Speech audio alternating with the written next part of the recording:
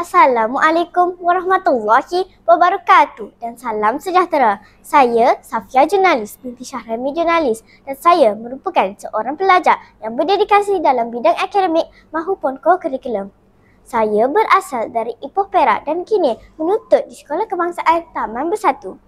Saya menjawat jawatan sebagai pengawas sekolah sejak dari tahun 3 lagi.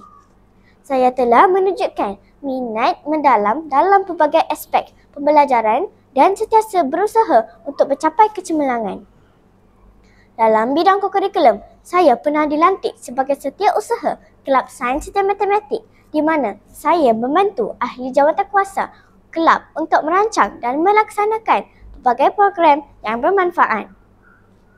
Saya pernah menyertai pertandingan pidato bahasa Melayu, penulisan esei bahasa Inggeris, pertandingan Scrabble dan juga pertandingan catur peringkat sekolah. Saya juga seorang yang gemar membaca, terutamanya buku-buku fiksyen dan motivasi dalam bahasa Inggeris. Antara penulis yang paling saya minati ialah Lewis Carroll.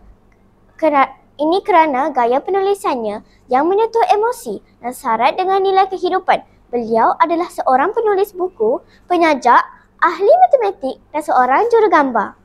Buku cerita kegemaran saya ialah Alice Adventures in Wonderland. Hasil tulisan beliau yang mengisahkan tentang pengembaraan dan perjuangan watak utama dalam menghadapi pelbagai cabaran. Buku ini banyak memberi inspirasi kepada saya untuk terus berusaha dalam mengejar impian.